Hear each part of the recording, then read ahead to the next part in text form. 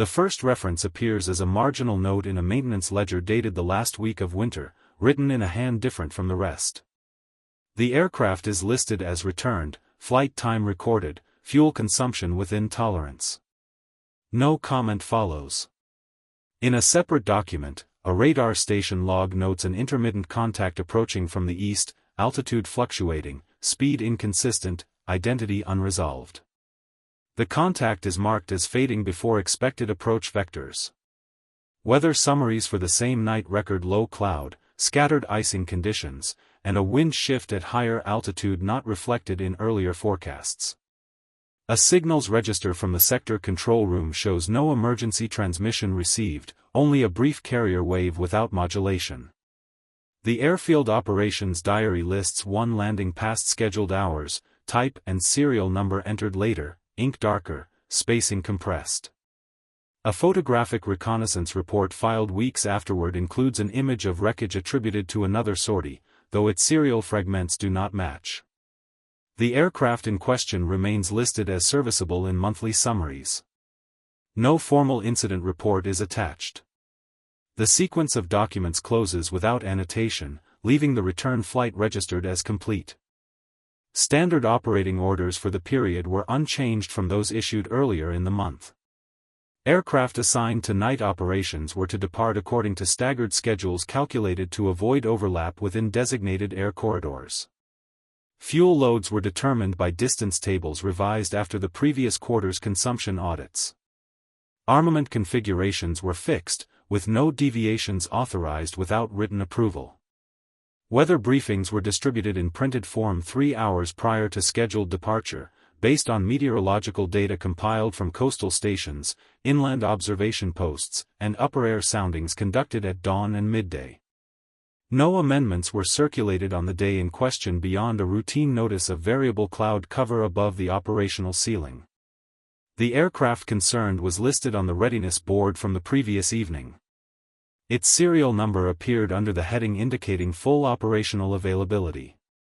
The airframe had accumulated a number of flight hours within expected parameters for its production batch. Maintenance logs showed routine inspections completed at the prescribed intervals.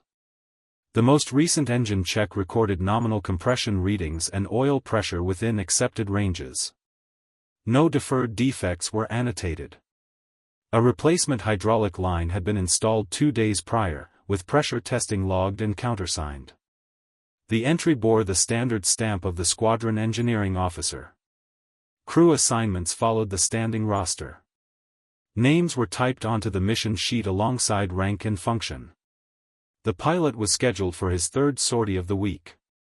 The navigator's flight log reflected familiarity with the route, having flown similar profiles multiple times under comparable conditions. The radio operator's equipment checklist confirmed calibration of transmission frequencies and verification of antenna connections. No irregularities were recorded during pre-flight checks. Signatures were applied in the customary sequence. At the airfield, ground operations adhered to blackout regulations. Runway lighting was restricted to hooded markers visible only at close range. Control tower communications were conducted on low power.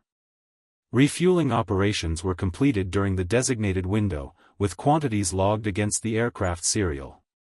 The fuel grade corresponded to the engine specification, drawn from storage tanks inspected earlier that week. No contamination was reported. The refueling crew submitted their tally sheets without correction. Armament crews loaded according to the standard manifest. Each component was checked against serial lists, safeties engaged, and seals applied. The arming record included time stamps consistent with adjacent aircraft. No delays were noted. The armorer's report indicated ambient temperature within acceptable limits for handling and storage. The weapons officer initialed the form and forwarded it to operations.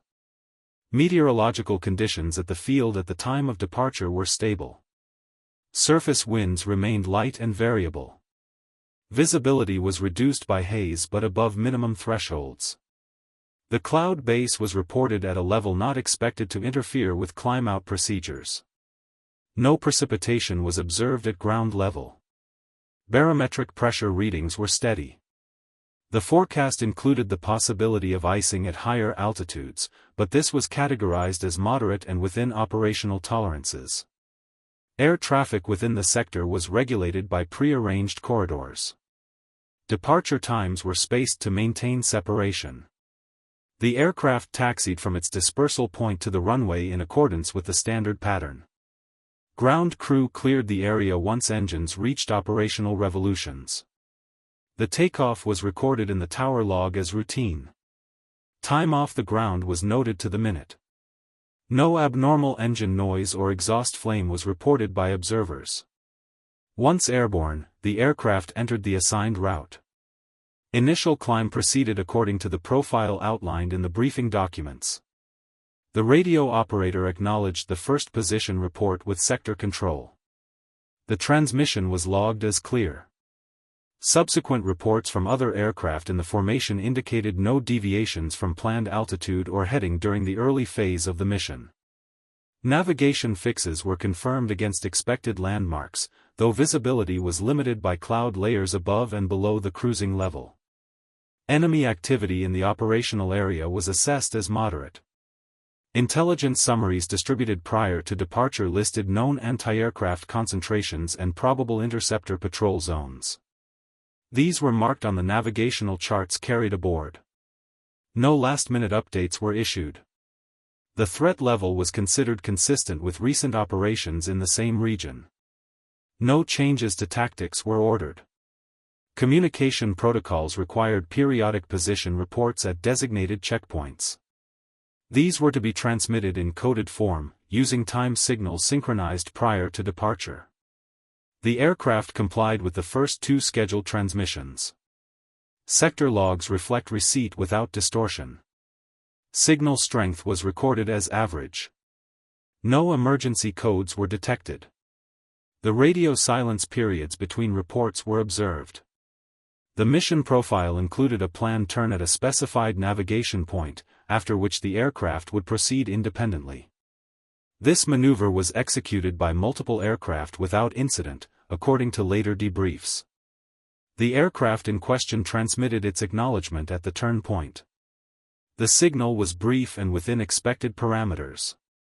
No anomalies were noted by the receiving station. Fuel consumption calculations were based on cruise settings and forecast winds. The aircraft carried a reserve exceeding minimum requirements. The navigator's plan accounted for potential headwinds on the return leg. No adjustments were recommended during the outbound phase. Engine instruments were monitored continuously, with readings recorded at intervals in the flight log.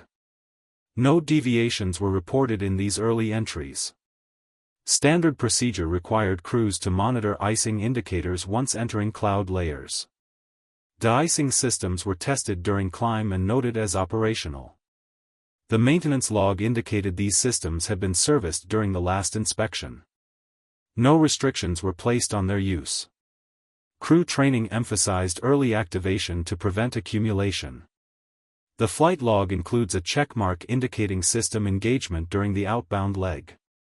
Formation integrity was maintained until the point of separation. Visual contact between aircraft was intermittent due to cloud cover but sufficient for confirmation. Navigation lights remained off as required. The aircraft maintained its assigned altitude within the permissible variance. Airspeed readings corresponded with planned values. Enemy radar activity was monitored indirectly through intelligence channels. No warnings were transmitted to the crew during the outbound phase. Friendly radar stations tracked multiple contacts moving toward the operational area. The aircraft's track was indistinguishable from others at this stage. No special attention was drawn to it in the logs. The operational context for the return leg was governed by standing orders issued earlier in the campaign. Aircraft were to return individually or in small groups, maintaining radio discipline unless assistance was required. Emergency procedures were outlined in the flight manual, with specific codes assigned for mechanical failure, navigation error, or damage. These codes were to be transmitted immediately upon recognition of a condition beyond the crew's capacity to manage. Maintenance planning assumed a certain attrition rate. Replacement aircraft were allocated accordingly. The squadron inventory at the time included a small surplus, reducing pressure on immediate repair turnaround. Nevertheless, each returning aircraft was expected to undergo post-flight inspection. Damage reports were to be filed even for minor issues. The absence of such a report in this case stands out only in retrospect. At the time, it did not disrupt operational routines. The airfield's recovery procedures were standardized. Aircraft returning outside their scheduled window were to contact control on approach. Landing priorities were assigned based on fuel state and damage. The tower log for the night shows several late arrivals, attributed to weather and navigational adjustments. No emergency landings were recorded. One entry lists an aircraft landing after midnight, identified by serial number, with no remarks appended.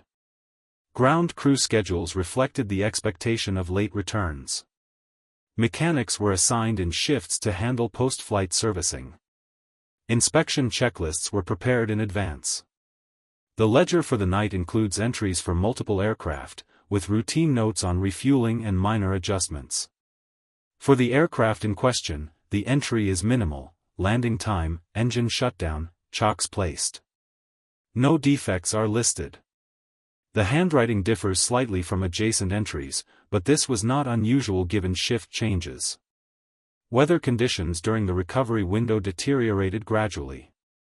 Cloud cover increased, and visibility decreased. Wind direction shifted slightly, though within limits for the runway in use. The control tower issued updated advisories to incoming aircraft. These were logged as general broadcasts. No individual aircraft was singled out. The advisories included caution regarding icing on approach at certain altitudes. Navigation aids at the field remained operational. The approach beacon was functioning, as confirmed by technical logs. Power supply readings were stable. No outages were recorded. The lighting system remained in blackout configuration. Ground observers reported hearing engines approaching at intervals consistent with scheduled returns. Enemy activity near the airfield was minimal during the recovery period. No air raid warnings were issued. Anti-aircraft units remained at readiness but did not engage. The sector was considered secure. This allowed recovery operations to proceed without interruption. Administrative procedures following the mission included compilation of sortie summaries. These documents listed aircraft dispatched, targets assigned, and aircraft returned. Losses were noted where applicable. The summary for the mission lists all aircraft as returned. No annotations suggest uncertainty. The document was filed and later used as the basis for higher-level reports. Technical officers reviewed maintenance logs weekly. The absence of a damage report for the aircraft meant no follow-up was initiated. Parts inventories were adjusted based on reported needs. No requisitions related to this aircraft appear in the supply records for the subsequent week. Engine hours were added to the cumulative total. Training schedules continued as planned. The aircraft was assigned to a subsequent sortie later in the month. Pre-flight inspections prior to that sortie again recorded no outstanding issues. The maintenance officer signed off without comment. The aircraft's operational status remained unchanged. In the broader operational context, the period was characterized by routine execution of missions under variable but manageable conditions. Loss rates fluctuated within expected ranges. Crews adapted to weather and enemy defenses through established procedures. The documentation reflects a system functioning according to design, with deviations recorded when recognized and addressed. The aircraft's presence within this system is unremarkable when viewed through individual documents. Each record aligns with standard practice. The absence of irregular entries contributes to a sense of continuity. Only when documents from different departments are compared does the sequence reveal gaps. At the time, these gaps did not interrupt operations. Signals intelligence summaries compiled later reference increased enemy interception activity along certain routes. These summaries were not available to crews during the mission. They do not mention specific aircraft. The aircraft's route falls within the general area described. No correlation was made at the time. Fuel quality reports from the storage facility indicate no issues during the relevant period. Samples tested met specifications. Delivery records show no discrepancies. This supports the assumption that fuel-related problems were unlikely. The maintenance logs do not suggest otherwise. Engine performance data collected from similar aircraft in the squadron show consistent behavior under comparable conditions. Instances of power loss were rare and usually associated with documented mechanical faults. No such faults were recorded for this aircraft. The lack of data does not confirm absence of issues but reflects the reporting framework in place. Crew rest schedules complied with regulations. The pilot and crew had adequate downtime prior to the mission. Medical logs show no restrictions. Fatigue was a known factor in operations but was managed through rotation. No notes indicate concern in this case. The navigational charts used were the latest available additions. Corrections issued in recent notices were applied. The navigator's log includes confirmation of chart updates. No missing information is apparent. The planned route avoided known hazards. Radio equipment maintenance logs show routine servicing. The radio operator's checklist confirms functionality. The brief carrier wave noted in later radar station logs is not reflected in contemporaneous records, suggesting it was not recognized at the time as significant. Airfield security logs for the night show no incidents. Access points were controlled. Personnel movements were recorded. No unauthorized entries are noted. The aircraft's dispersal area was staffed according to schedule. Post-flight crew debriefing notes for the mission are sparse. Standard forms were completed, with checkmarks indicating mission completion.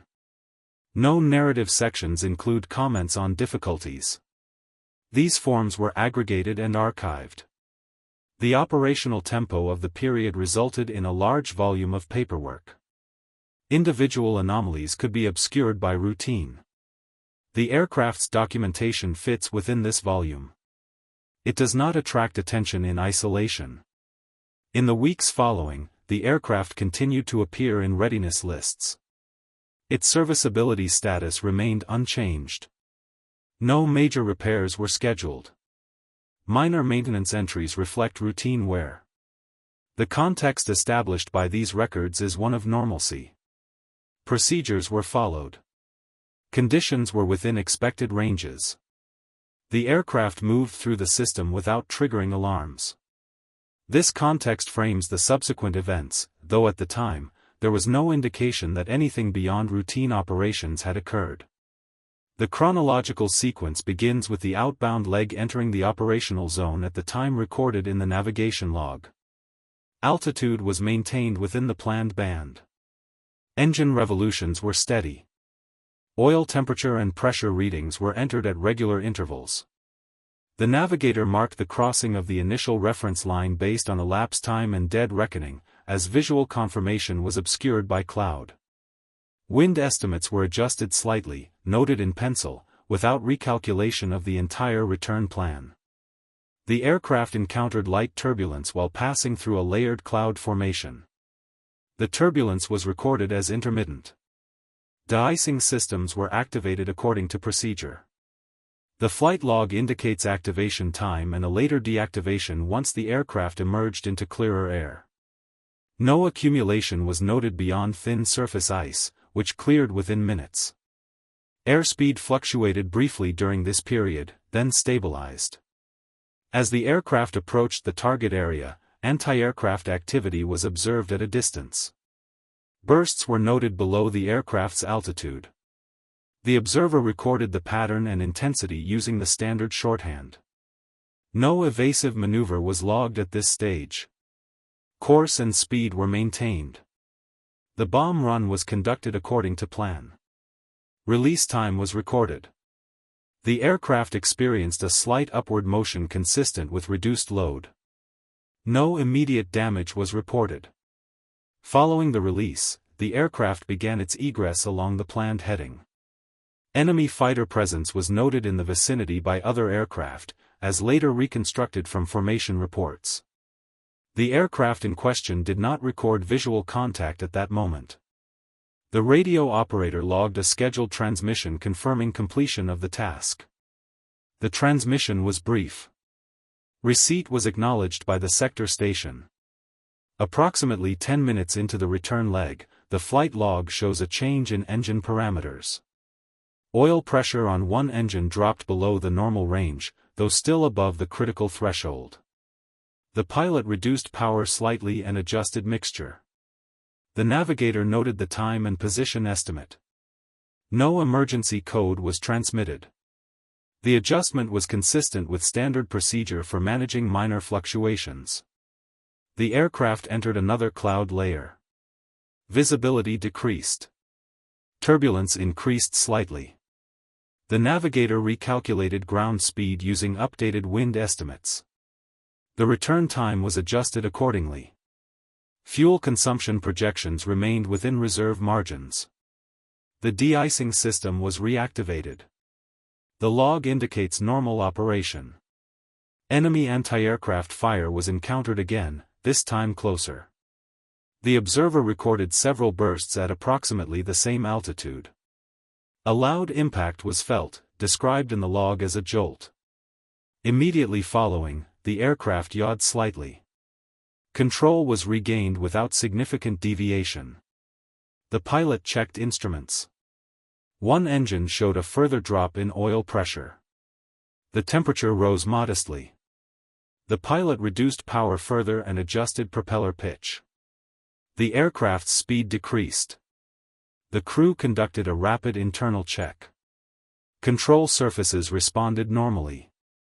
No fire warning was indicated. Fuel gauges showed no sudden loss. The radio operator prepared to transmit a damage code but awaited confirmation of severity. The pilot elected to continue without transmitting, as the aircraft remained controllable and within range. The navigator recalculated the return route to minimize time over hostile territory. A slight course alteration was made. This deviation was within the allowable margin and did not require notification. The change was marked on the chart. The estimated arrival time was revised. As the aircraft continued, vibration was noted from the affected engine. The vibration increased gradually. The pilot reduced power further, approaching minimum cruise settings for that engine. The aircraft maintained altitude with increased load on the remaining engine. Fuel consumption increased accordingly. The navigator updated reserve calculations. The margin narrowed but remained above minimum. Cloud cover thickened. The aircraft descended slightly to avoid icing. The descent brought it closer to reported anti-aircraft zones, but no further fire was encountered during this phase.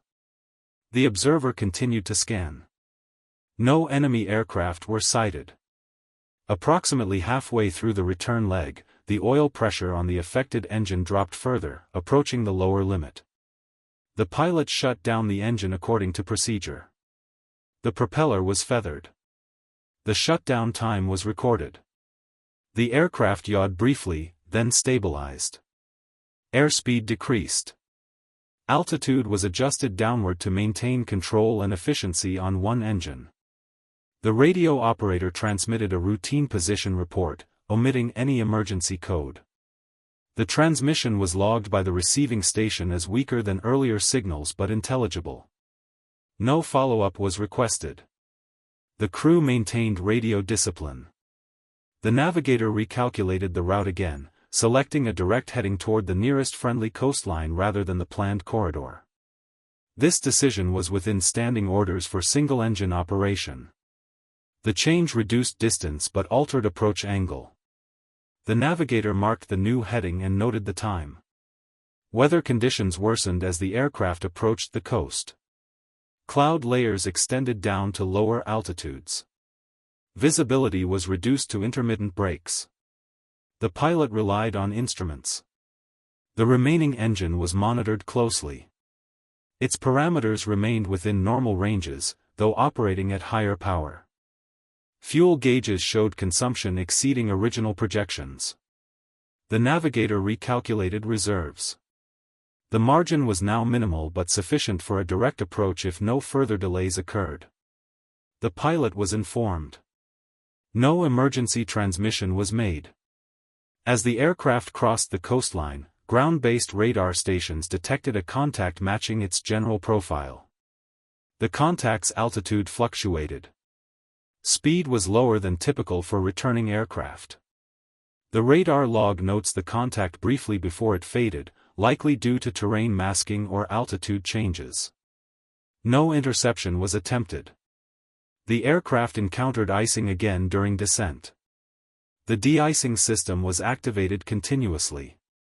Ice accumulation was heavier than earlier. Airspeed decreased further. The pilot adjusted pitch and power to compensate. The navigator estimated remaining distance using elapsed time and compass heading, as visual references were limited. Approximately 20 minutes from the airfield, the remaining engine showed a slight drop in oil temperature, followed by a fluctuation in pressure. The pilot adjusted mixture and monitored gauges. The fluctuation stabilized. The crew prepared for the possibility of a forced landing. Emergency procedures were reviewed internally. The radio operator stood by to transmit if necessary. The aircraft descended below cloud briefly, revealing ground features consistent with the navigator's estimates. Course corrections were made. The airfield was not yet visible. Weather reports broadcast earlier indicated reduced visibility at the field. The pilot requested approach information but did not declare an emergency. The request was logged as routine. The control tower responded with general approach instructions and weather conditions. No priority was assigned. The aircraft continued inbound. Fuel gauges indicated reserves approaching the minimum required for approach and landing.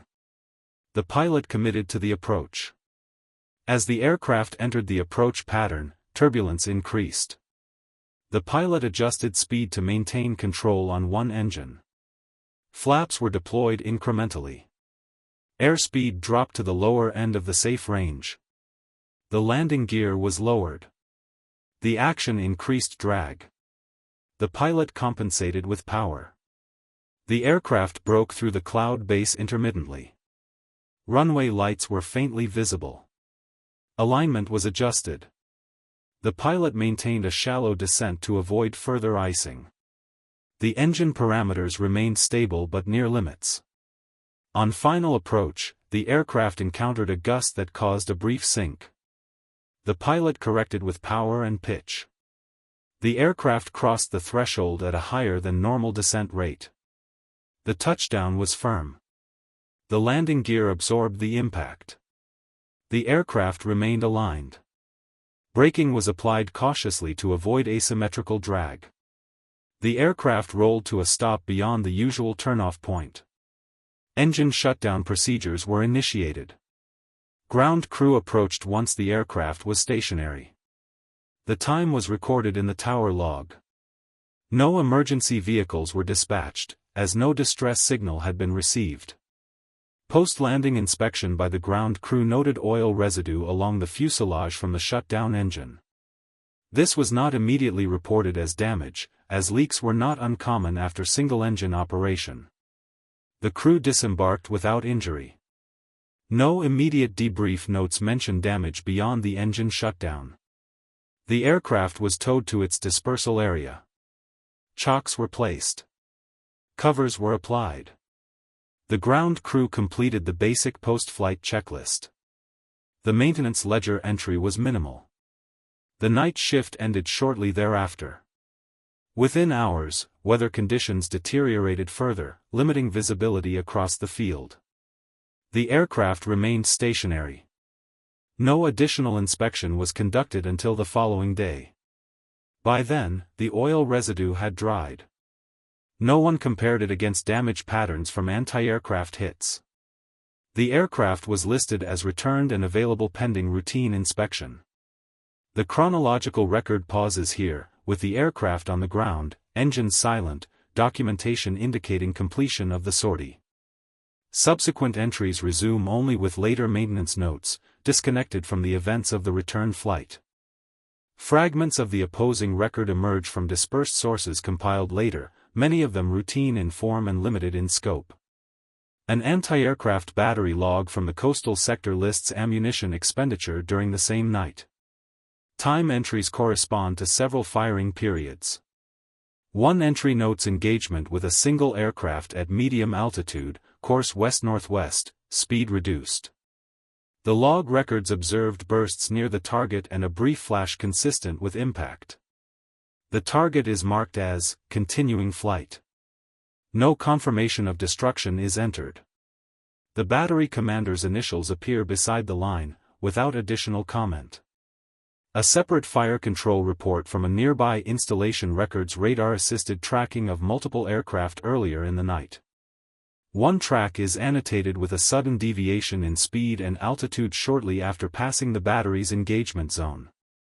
The annotation uses a standard symbol indicating possible damage. The track continues for several minutes before fading.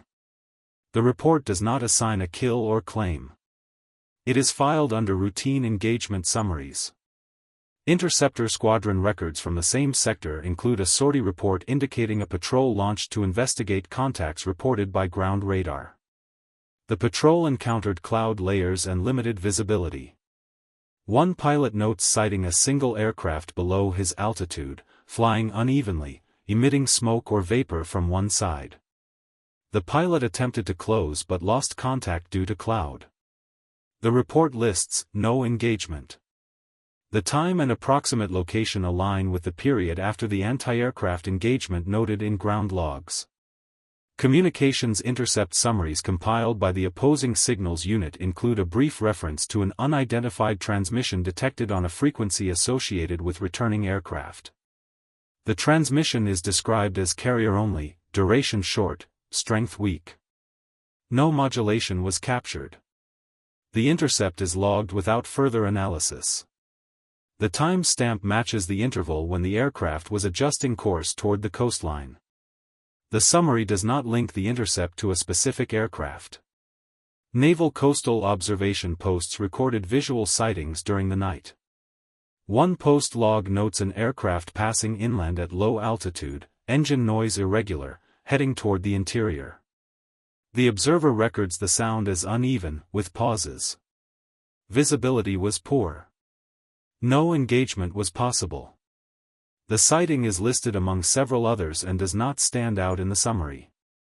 Maintenance and intelligence units of the opposing force compiled weekly assessments of enemy losses and damage.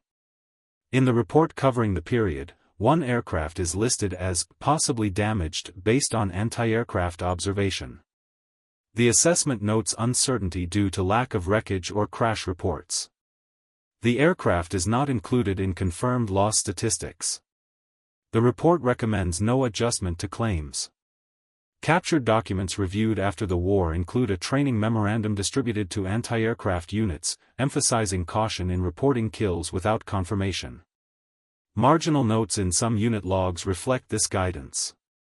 The absence of claims in the logs related to this engagement is consistent with the directive. Further documentation from radar units shows plotting sheets with pencil marks tracing contacts across the sector. One sheet includes a track that deviates from standard corridors. The track's termination point is inland, not at sea. The sheet bears erasures and overwriting, suggesting later review. No explanatory note accompanies it. The sheet is filed with others from the same night. An Air Defense Command summary prepared days later aggregates engagement data. It notes increased activity but no significant successes. A footnote references several contacts that escaped despite apparent damage. The footnote lists times and general directions but no identifiers. The aircraft's return corridor is within one of the listed directions. In a separate archive, a repair depot report from the opposing side includes analysis of recovered fragments from various engagements. One fragment described as part of an aircraft engine cowling is attributed to a different incident based on assumed trajectory. Serial markings are incomplete. Later comparison with enemy production records would show inconsistencies, but at the time, the fragment was catalogued without question. Pilot intelligence debriefs conducted by the opposing force include anecdotal references to enemy aircraft flying on one engine. These are grouped under general observations. One debrief mentions an aircraft maintaining altitude longer than expected after apparent damage. No follow-up action is recommended. The debrief is signed and archived. The opposing force's weather service logs show cloud conditions matching those reported by the returning aircraft. The logs note icing potential at certain altitudes and turbulence near the coast. These conditions are cited in several operational reports as factors complicating interception and engagement. A daily operations map annotated by staff officers shows arrows indicating enemy ingress and egress routes. One arrow is drawn thinner than others, suggesting a single aircraft. The arrow terminates inland rather than extending to the coast.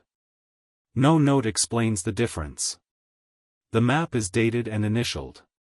Later, during post-war document comparison, analysts note that no crash report corresponds to the engagement times recorded. The absence of wreckage is noted in margin comments but not resolved. The aircraft is assumed to have returned or crashed at sea without confirmation. The file remains open but inactive.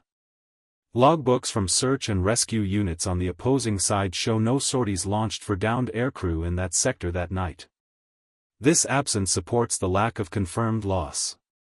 The units remained on standby due to weather conditions.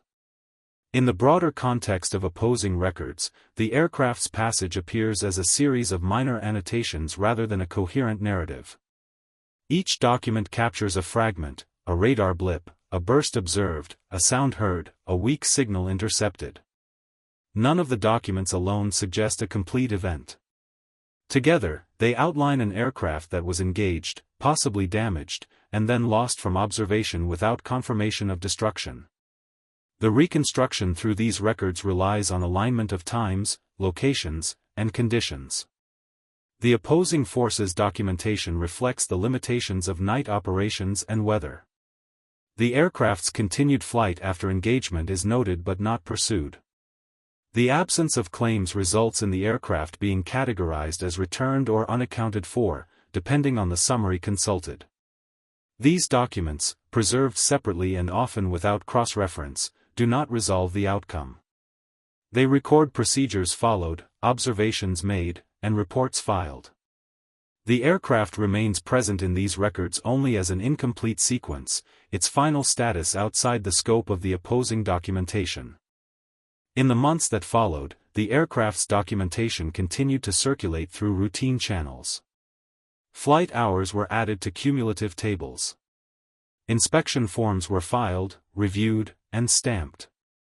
The aircraft appeared on readiness boards and allocation lists. Its serial number moved from column to column as schedules shifted. No notation distinguished it from others of the same type. A scheduled maintenance cycle brought the aircraft into the hangar for inspection. Panels were removed. Components were examined according to checklist. Wear was noted where expected. One engine was flagged for closer attention due to residue and heat discoloration. The finding was entered as precautionary. Parts were cleaned or replaced. The engine was returned to service after testing. The report used standardized language and did not reference operational damage. Photographic records from the hangar period show the aircraft partially disassembled. The images were taken for training purposes, not incident review. In one image, a section of the engine cowling shows deformation consistent with stress. The caption does not comment on it. The photograph was archived among others illustrating routine procedures. Personnel records indicate that members of the crew were reassigned over time.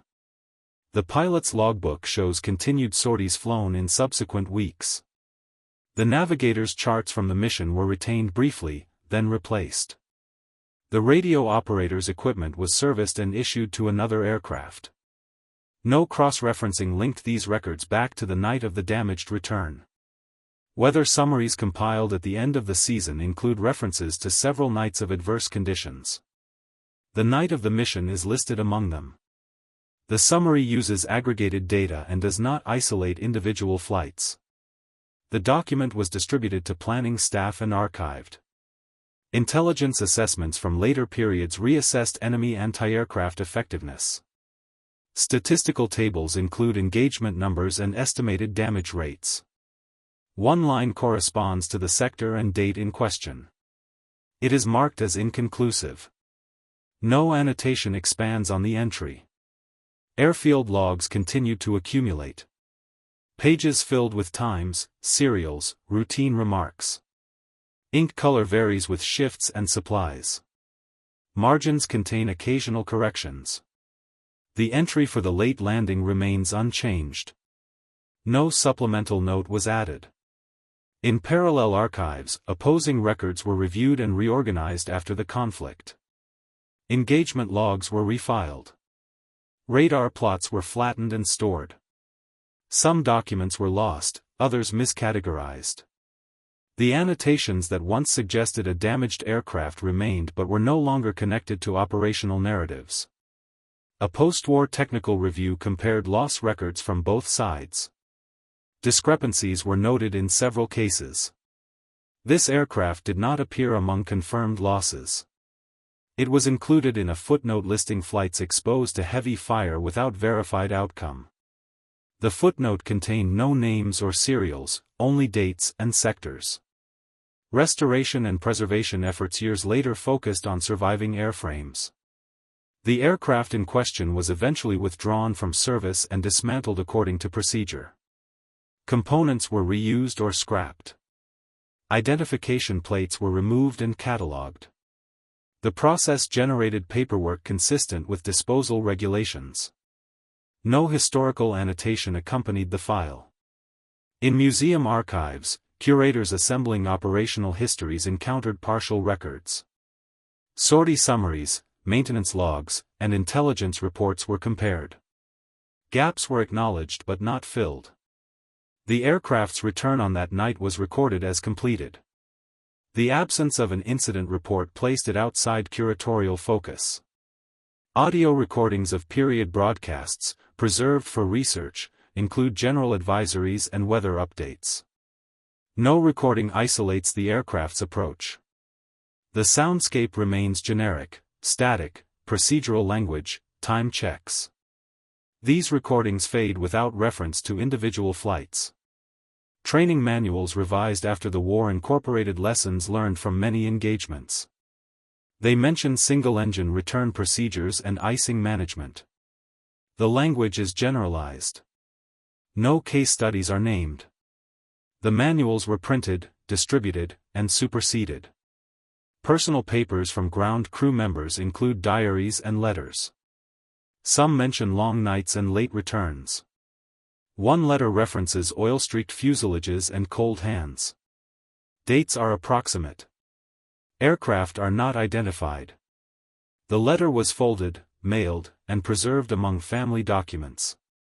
The aircraft's serial number appears one final time in an inventory reconciliation. The line is marked closed. The page is signed and dated. The ledger moves on to the next entry. Across the collected records, the flight remains present only as alignment, a radar trace fading inland, an anti-aircraft log noting continuation of flight, a landing time written after midnight, oil residue observed and cleaned. The documentation does not converge into a single account. It remains distributed, procedural, and complete only in fragments. Archival silence follows. The files rest among others, unchanged. The aircraft is neither highlighted nor erased. Its return is registered, its damage unclaimed, its passage absorbed into routine. The record ends where it began, with a completed line in a ledger and no further notation.